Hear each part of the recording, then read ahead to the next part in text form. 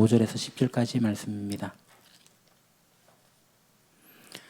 구약성경 출애굽기 제2장 5절에서 10절까지의 말씀.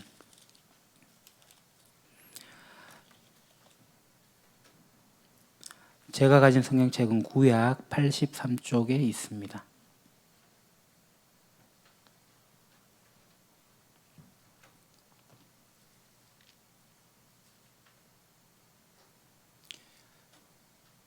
같이 봉독하겠습니다.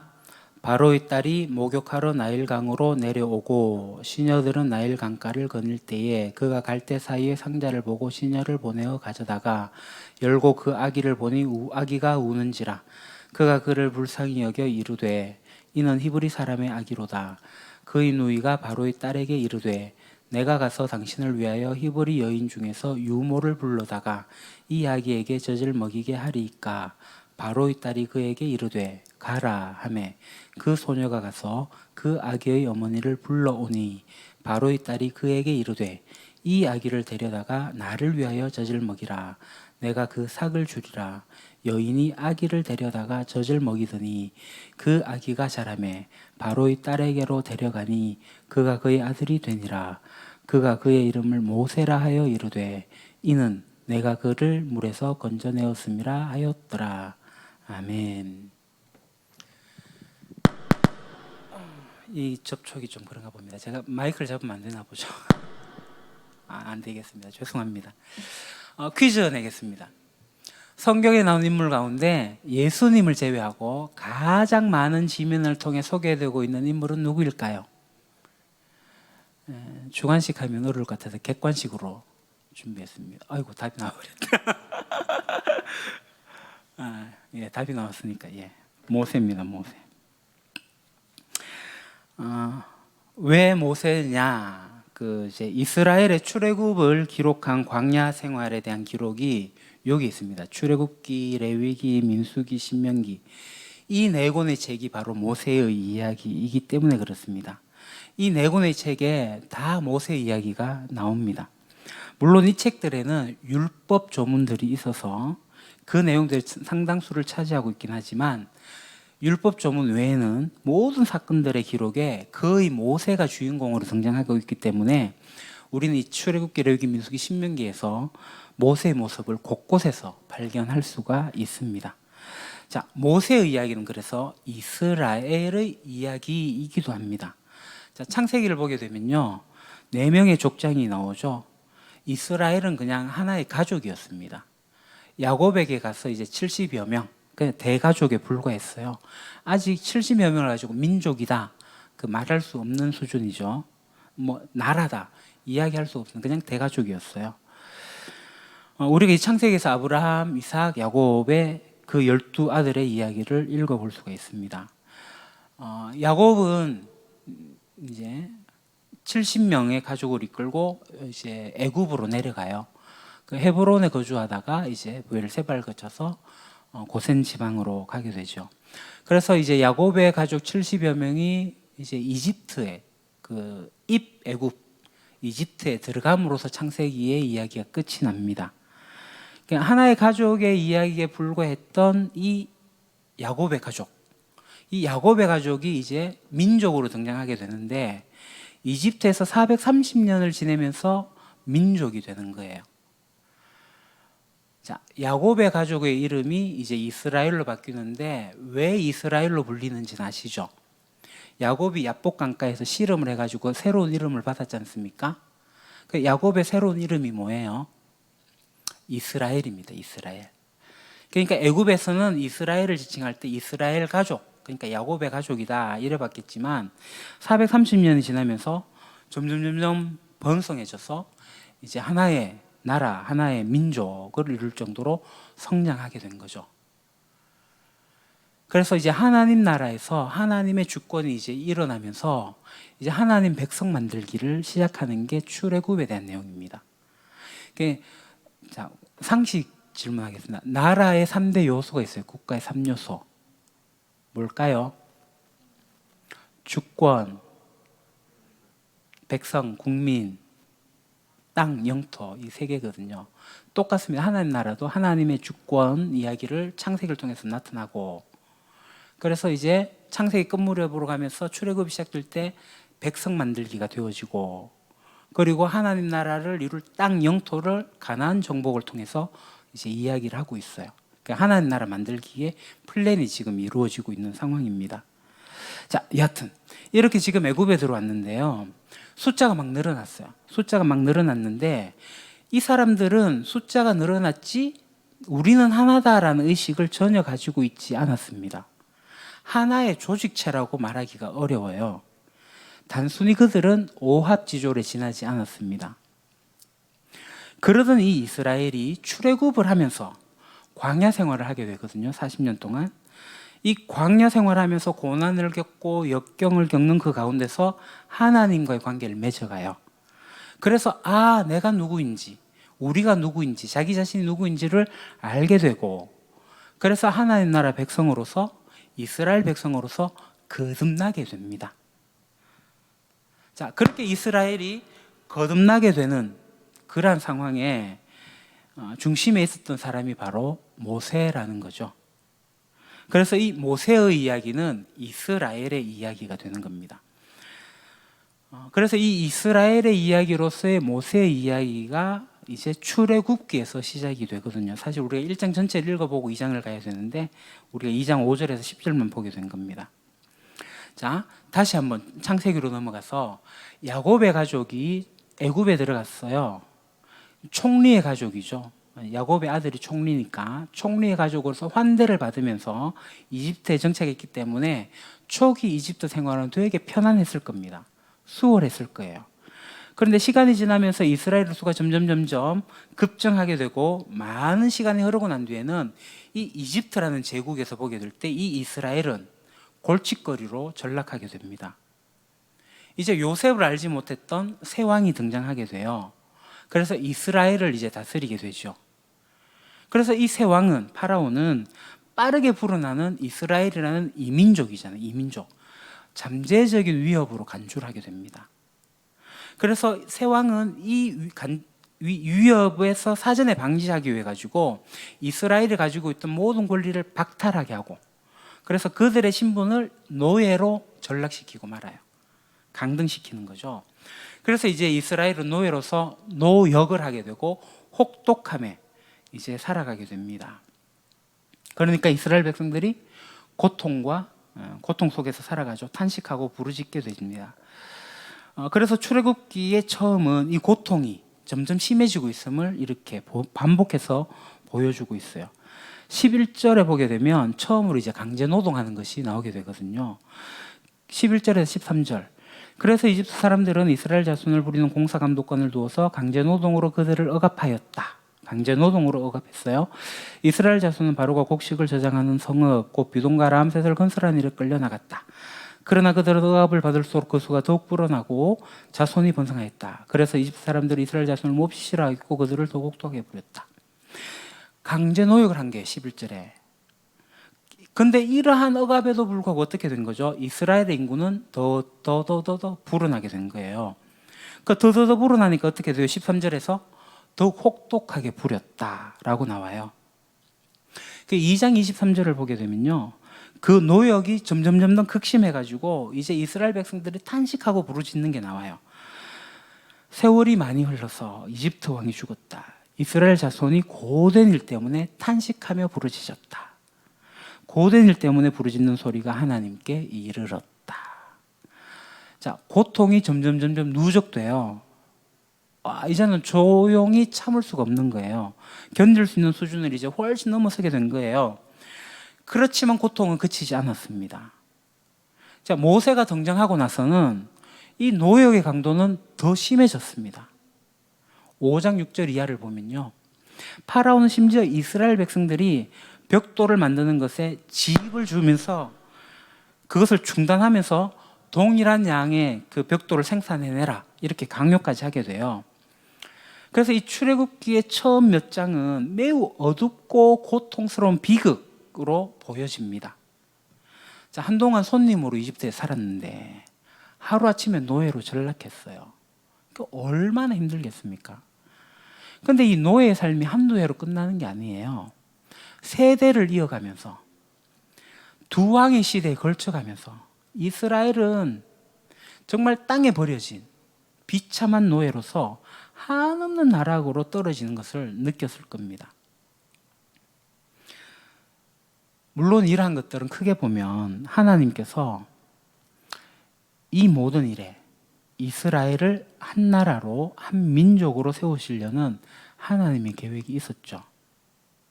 하나님은 나중에 모세를 보내셔가지고 이 이스라엘을 구원해내실 겁니다. 그러나 그렇게 생각하면 더 이해하기가 어려워요. 왜 하나님은 그런 고통과 역경 속에서 하나님 나라를 세우시는 것일까요? 왜 하나님은 당신의 백성들을 오랜 절망에 가두어 두시는 것일까요? 그런데 우리가 출애굽하는 이 이스라엘의 이야기를 잘 읽어보면 거기에 우리 주변에서 일어나는 비슷한 삶의 이야기들이 나타나는 것을 발견할 수가 있습니다. 가만히 보면 이스라엘의 고난에는 다 이유가 있어요. 다시 이집트 왕 파라오에게 이 이스라엘은 어떤 존재였을까요? 1장 9절. 그 왕이 자기 백성에게 말하였다. 이 백성 곧 이스라엘 자손이 우리보다 수도 많고 힘도 강하다. 그러니까 이집트가 보기에 이스라엘은 두려운 존재예요. 물론 지금 이 1장 9절은 좀 과장이 담겨져 있습니다. 이스라엘의 수가 아무리 많다 해도 대제국 이집트에는 미치지 못했을 것이고 그들이 아무리 힘이 강하다 하더라도 막강한 군대를 무장하고 있는 이 이집트만 하지 못했습니다. 그러나 이 파라오가 과장하는 것은 이스라엘에 대한 두려움이 그만큼 크다는 것을 보여주는 거죠. 이스라엘이 이제 힘을 가지게 되면 언제든지 이 이집트 왕실에 대한 견제 세력으로 발전할 수 있고 또 상황이 악화되다 보면은 파라오가 10절에 이렇게 염려하거든요. 이스라엘이 적군과 합세해가지고 전쟁을 벌이는 것도 배제할 수가 없는 거예요. 그래서 파라오는 이스라엘이 두려워요. 그러니까 이 파라오의 두려움을 가중시킨 게 뭐예요? 이스라엘의 인구가 갈수록 불어나고 있는 거예요. 그러니까 출애굽기 1장을 보면은 그 인구가 증가하고 있다, 급증하고 있다는 것이 계속 반복해서 언급되고 있고 강조되고 있는 것을 볼 수가 있습니다. 그러니까 출애굽기 이제 1장 9절 10절에는 이 이스라엘 인구가 자꾸 증가하는 것에 대해서 파라오가 염려를 하고 있는 거죠. 그런데 이 이어지는 12절 13절에 보게 되면요, 이게 단순한 기후가 아님을 알 수가 있습니다. 그러나 그들은 억압을 받을수록 그 수가 더욱 불어나고 자손이 번성하였다. 그래서 이집트 사람들은 이스라엘 자손을 몹시 싫어했고, 그죠? 그들을 더욱 혹독하게 부렸다. 이스라엘의 인구의 증가가 너무 두려워서 파라오는 그들을 억압을 하게 되는데요. 그런데 이 이스라엘은 억압을 받으면 받을수록 그 수가 더욱더 번성해집니다. 이 수가 더욱더 번성해지니까 그에 대해서 더욱더 혹독하게 탄압을 하게 돼요. 그래서 파라오가 특단의 조치를 취하게 됩니다. 뭐죠? 15절 이하에 기록된 것처럼 산파를 시켜가지고 남자아이가 태어나면 아들이거든 모조리 죽여라. 근데 산파들은 그 명령을 따르지 않아요. 아이들을 살려줍니다. 남자아이들을. 왜냐하면 산파들은 파라오보다 하나님을 더 두려워했기 때문이죠. 그 결과 이스라엘 인구는 더 급증하게 됩니다. 20절. 그래서 하나님이 산파들에게 은혜를 베풀어 주셨으며 이스라엘 백성은 크게 불어났고 매우 강하였다. 계속 불어나고 있는 거예요. 권력으로 누르고 무력으로 위협하고 강제의 고된 노역으로 힘들게 해도 늘어나고 또 늘어나는 것이 이스라엘이었습니다. 그러니 파라오가 이스라엘을 두려워하는 것이 당연하지 않겠습니까? 그러니 파라오가 이스라엘을 고난으로 몰아넣는 것이 당연하죠. 이스라엘의 고난에는 이유가 있었던 겁니다. 여러분, 어느 나라도 마찬가지지만 인구가 늘어나는 것은 복입니다. 가정이나 국가나 인구가 늘어난다는 것은 아이를 많이 낳는다는 거고, 그것은 부모가 건강하다는 거고, 또 태어난 아이들이 건강해서 죽지 않고 오래 산다는 뜻이죠. 과거 경제 활동은 대부분 인간의 노동력에 의존했습니다. 그것이 농업이든 목축업이었든 어업이었든 간에 뭐 큰 차이가 없습니다. 노동력이 경제력이었어요. 심지어 수공업, 산업혁명이 있기 전 수공업까지만 오더라도 공장에 물품을 만들어내는 것도 다 사람의 노동력이었습니다. 이처럼 노동력은 꼭 경제력이었기 때문에 가정이든 국가든 인구가 많다는 것은 그 나라의 경제력이 커진다는 것을 의미합니다. 그뿐 아니죠. 많은 인구는 경제력뿐만 아니라 군사력도 얻기도 되는 겁니다. 인구가 많으면 쓸만한 인재도 더 늘어나는 겁니다. 따라서 한 나라 한 민족 인구가 늘어난다는 것은 지금도 그렇습니다만은 그때 당시 그 시대는 인구가 늘어난다는 것은 복입니다. 큰 복의 표지가 인구의 증가입니다. 그래서 출애굽기 1장이 보여주는 건 뭐냐면 이스라엘이 이집트에서 살아가면서 심지어 노예 생활을 하는 그 상황마저도 하나님의 복을 받아서 번성하고 강성해지고 있었다는 겁니다. 고통 속에서도 강성해지고 있었다. 그러니까 이것은 단지 그 이후에 이제 구원을 이야기하기 위해서 대비하기 위한 어떤 문학적 장치가 아닙니다. 그러니까 출애굽기 1장은 고난의 기록이 아니에요. 출애굽기 1장은 하나님께서 그 고난의 상황 속에서도 이스라엘에게 어떤 복을 내려주고 있는지에 대한 복의 기록입니다. 그러니 하나님의 복을 받는 이 이스라엘에 대한 이집트 왕실이 이 이스라엘을 두려워하는 거 당연하지 않겠습니까?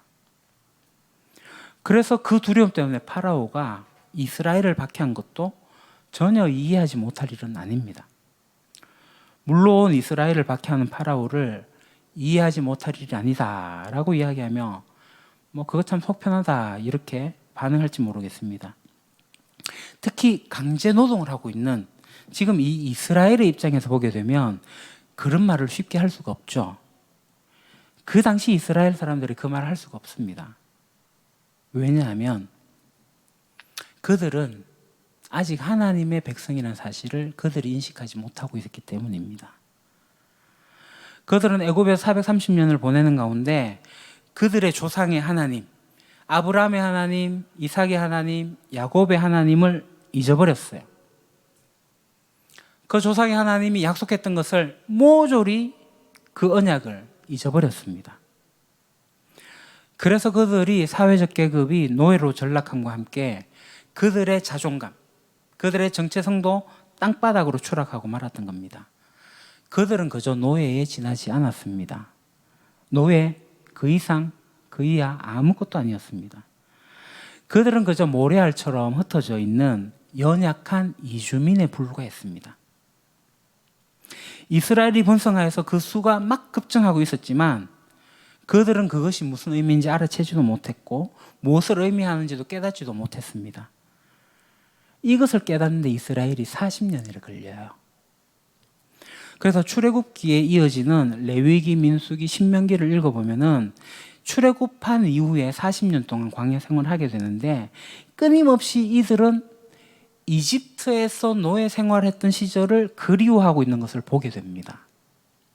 우리가 끓는 고기감에서 배를 두드리면서 살았는데 왜 우리를 먹을 것도 없는 이 메마른 광야로 끌어내서 우리를 죽이냐. 끊임없이 모세를 원망했던 이스라엘 백성 아닙니까? 그들 스스로가 하나님 백성이라는 사실을 깨닫지 못하고 있었기 때문에 이집트가 더 좋다.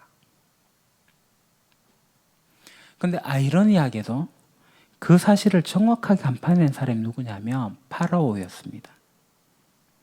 통치자 파라오는 이미 이스라엘이 하나의 잠재적인 민족으로서 인식을 하고 있었어요. 그의 정치적 감각이 있었기 때문에 이스라엘의 잠재력이 얼마나 대단한 것인지 파라오는 이미 직감하고 있었습니다. 그러나 정작 이스라엘은 스스로가 자신이 누군지도 모르고 있었던 거예요. 그렇기 때문에 그들의 삶은 고역에 불과했고 그들의 존재는 불운한 노예로 초라하고 비참한 그 행색에 불과했던 것입니다. 그들이 스스로를 하나님의 백성으로 인식하기 전까지 말입니다. 여러분 어떤 상황이 있습니까? 여러분 스스로 어떤 존재로 인식하고 있습니까? 내가 어떤 존재고 어떤 상황이 있는지, 그러니까 내가 처한 상황에 대한 감각, 나 자신에 대한 인식, 이 사이에 굉장히 밀접한 관계가 있다는 것을 잊지 마십시오. 때로 우리는 남들의 눈에 비친 우리 자신의 모습으로 인해 가지고 내가 나를 알고 있던 것보다 더 나은 나의 모습을 발견할 때가 있습니다. 그렇지 않던가요? 내가 이랬어? 다른 사람 이야기를 통해서 나를 발견할 때가 있어요. 우리 공동체도 마찬가지입니다. 우리 유림교회도 그런 모습을 볼 수가 있어요. 저는 우리 유림교회의 장점이 뭘까 생각을 해봤습니다. 여러분, 우리 유림교회 시그니처 메뉴가 있다면 그게 뭘까요? 찾는 이 중심, 진실한 공동체, 균형 잡힌 성장, 안팎의 변혁, 소망하는 예배. 글쎄요, 우리가 작년에 연말에 개인의 성장을 평가를 했고 그것을 조합을 해가지고 우리 교회의 성장 척도를 만들었습니다. 이렇게요. 우리가 이것을 가지고 평가하는 것은 스스로 반성하고 성찰하기 위함입니다. 이 지표를 보면요, 우리가 가야 할 길은 많이 남아 있습니다. 그러나 우리 속에 분명한 변화가 일어나고 있습니다. 그러니까 우리가 문제만 이야기하려고 하는 게 아니라 문제를 해결하고 노력하고 있다는 거죠. 그러면서 우리가 달라지고 있어요. 미묘하지만 우리 교회에 분명한 변화가 일어나고 있습니다. 이건 제가 여러분들을 격려하기 위한 하얀 거짓말이 아닙니다. 실제로 우리 교회는 사소한 문제들이 있어요. 갈등이 있습니다. 그러나 그것을 대하는 자세를 보게 되면 어느 정도 수준에 와 있다, 이래 생각이 됩니다. 저는 우리 교회가 정말 한국교회에서 찾아보기 힘든 장점 중에 하나를 찾는다면 제 생각입니다. 버들숲 아고라와 같은, 또는 세미나 이후에 있는 간담회 및 토론회, 그 열린 이야기를 할 수 있는 공간이 있다는 거예요. 그래서 그런 이야기를 하면서 우리를 객관하고 그것을 드러내고 잘못되면 그것을 함께 고치려고 애쓴다는 거예요. 사실 우리 교회는 찾는 이 중심으로 얘기하지만 그렇게 찾는 이 중심이 아니에요. 진실한 공동체라고 말하지만 실제 진실하지도 않아요. 균형 잡힌 성장을 이룬다? 아니요. 속도가 굉장히 더딘 것 같아요. 안팎의 변형 잘 나타나지도 않고 드러나지도 않아요. 소망하는 예배, 그냥 단순히 주일 예배 집단으로 전락해 있는 것 같아요. 그러나 이런 것들에 대한 우리가 문제를 제기하지만 이 문제는 문제를 만들기 위한 문제가 아니라 지혜롭게 대화하며 기도하며 해결해 나가기 위한 것입니다. 그래서 우리가 올 연말에도 이것을 다시 평가해 보겠지만 분명하게 유의미한 결과가 나올 것입니다. 그리고 실제 우리가 성장해 가고 있는 모습들을 보게 될 것입니다. 우리가 걸어가야 할 길 아직 멀리 많이 남아 있습니다만 안주하지 않고 하나님 나라를 우리가 힘써서 만들어가고 있습니다. 우리가 인식하지 못할 뿐이지 우리 가운데 분명한 변화가 일어나고 있다는 거예요. 그 이유는 우리가 이러한 문제를 제기하는 것으로 그치지 않고 이 문제를 우리가 해결하기 위해 가지고 저마다 노력하고 있기 때문입니다. 그래서 우리가 눈치를 채지 못할 뿐이지만 우리가 달라지고 있어요. 이 이야기가 제 이야기가 아닙니다. 우리 교회 성도님들의 이야기입니다. 그것도 우리 교회 등록한 지 이제 2년, 3년 되신 분들이 하는 고백입니다. 변화하고 있는 것이 보인다. 문제가 있긴 하지만 해결하려고 하는 것들이 보인다. 여러분, 문제가 생기면 치아부라. 안 보면 되지 뭐. 여기만 교회가. 이렇게 하는 게 아니라 그 문제에 대해서 같이 아파하고 해결해 나가려는 모습들이 보이기 때문에 그런 거예요. 다시 출애굽기 본문으로 들어갑시다. 출애굽기 1장에 기술된 이 이스라엘의 고난의 상황은 1장의 마지막 절에 압축되어서 나타나게 됩니다. 22절 우리 같이 한번 볼까요? 마침내 바로는 모든 백성에게 명령을 내렸다. 갓 태어난 히브리 남자아이는 모두 강물에 던지고 여자아이들만 살려두어라. 파라오는 갈수록 불어난 이스라엘의 인구 증가가 너무 두려운 나머지 이제 산파를 시켜가 안 되니 모든 남자아이를 이제 강물에 던지라고 합니다. 그렇게 이스라엘의 씨를 말려버리는 거죠. 그 파라오는 이스라엘의 남자의 씨를 없애버리면, 씨를 말려버리면 여자들은 순순히 자기의 것이 될 거라고 생각했던 것 같아요. 그런데 2장에 오게 되면은 그것이 전혀 아닌 것을 우리가 보게 됩니다. 2장에 와서 여러분들이 아시다시피 모세가 태어나요. 그 아이가 너무 잘생겨가지고 차마 강물에 던질 수 없어서 석 달 동안 숨겨두었다가 할 수 없이 갈대 상자에 띄워보내게 되죠. 그리고 그 누인 미리암이 멀찍이 서가지고 갈대 상자가 어떻게 되는지를 지켜봅니다. 이 1장 22절의 말씀이 2장에 그대로 재현되고 있습니다. 남자아이는 강물에 던져졌고 여자아이는 살아서 강가에서 지켜보고 있는 거죠. 그 다음에 여러분이 어떤 일이 일어난지 잘 아십니다. 오늘 본문의 얘기죠. 강가에 있던 여자들이 협력해가지고 남자아이를 살려내요. 마치 목욕하러 나왔던 이 파라오의 딸이 갈대 상자를 발견하고 모세를 살려냅니다. 공주는 그 아이가 히브리 사람인 걸 알아요. 그때 모세의 누인 미르암이 쪼르르 달려가가지고 히브리 사람 유모를 소개해드릴까요? 하고 제안을 합니다. 공주가 잘 됐네 그래라 라고 하자 미리암은 가서 모세의 어머니를 불러와요. 그래서 모세는 친어머니를 유모로 삼아서 친어머니의 젖을 먹고 자라나게 돼요.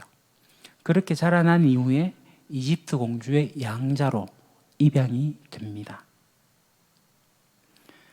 많은 사람들이 물에서 건져내자마자 바로 애굽의 공주의 딸로 입양이 되었다라고 생각하는데 아니죠. 엄마 품에서 자라다가 젖을 떼고 난 이후에 공주에게 가서 입양이 됩니다. 자, 파라오가 이스라엘 남자를 죽이려고 했는데 그래서 그 강물에 던졌는데 이스라엘의 여자들이 협력하고 거기에 이집트의 모든 여자를 대표하는 파라오의 딸까지 끌어들여 가지고 모세를 물에서 건져내요. 누가요? 하나님이. 하나님이 모세를 파라오의 손자로 만들어 버립니다. 파라오는 하나님이 그의 백성을 강하게 하시는 것을 알아채고 이스라엘의 씨를 말리려고 했어요. 그런데 하나님은 그 시도를 가만두지 않았습니다. 오히려 그것을 역이용해서 히브리 사람을 파라오의 손자로 만드셨어요. 그래서 파라오는 장차 이 이스라엘의 해방의 영웅이 될 아기를 자기 손으로 키웁니다. 나아가서 하나님은 하나님의 백성을 인종말살시키고자 했던 이 파라오의 시도에 대해서 분명하게 심판을 하십니다. 모세가 자라나서 나중에 이스라엘의 지도자가 되어가지고 출애굽을 시도하게 될 때 파라오가 막아요. 그래서 하나님이 이스라엘에게 10가지 재앙을 이스라엘의 10가지 재앙, 그러니까 이집트에 10가지 재앙을 내려요. 그 재앙의 첫 번째와 마지막이 뭔지 혹시 아십니까? 첫 번째 재앙은 이집트의 강을 피로 만드는 거죠. 그리고 마지막 재앙은 파라오로부터 주위에 낮은 사람이 이르기까지, 그리고 모든 짐승이 이르기까지 이집트에 처음 난 모든 것들은 죽임을 당하는 거예요. 파라오는 이스라엘의 모든 남자아이를 강물에 던져서 죽이게 했어요. 그래서 이집트의 모든 강물은 핏빛으로 변했습니다. 이제 하나님은 애굽에 10가지 재앙으로 내리면서 누가 진정한 하나님인지를 그 이집트의 왕 파라오에게 여실히 보여주고 있습니다. 말씀을 맺겠습니다. 하나님의 백성은 태어날 뿐만 아니라 만들어져 갑니다. 우리도 하나님의 자녀로 선택되었을 뿐 아니라 더욱 하나님의 자녀로 만들어져 갑니다. 하나님의 백성으로 만들어져 갑니다. 그 길에는 고난이 있습니다. 이해할 수 없는 역경도 있을 수 있습니다. 만일 그 고난이 하나님으로부터 온 것이라면 거기에는 반드시 하나님 뜻이 있습니다. 만약 그 고난이 하나님으로부터 온 것이 아니라면 하나님께서는 나중에라도 이 고난에 대한 답을 주실 것입니다. 중요한 것은 우리가 하나님의 자녀이며 우리가 하나님의 백성이란 그 사실을 잊지 않는 겁니다. 다시 말해서 하나님과의 관계에서 우리 자신을 발견하는 겁니다. 왜냐하면 살아가면서 경험하는 모든 것의 답이 바로 하나님과의 자녀됨의 관계에서 찾을 수 있기 때문입니다. 사랑하는 유림 가족 형제 여러분, 우리는 누구입니까? 기도하겠습니다. 우리 아버지시며 왕이신 하나님, 하나님의 백성으로서 높은 자존감을 갖고 하나님의 자녀답게 살게 해주십시오. 내가 누구인지를 아는 진정한 알을 우리에게 주시고 나의 모습에서 나를 지으신 하나님을 보게 해주십시오. 하나님으로 인해 희망을 갖게 해주십시오. 우리의 희망이 되시는 주님, 절망이 아니라 희망이 오늘 우리를 변화시키게 해주십시오. 예수님의 이름으로 기도합니다. 아멘.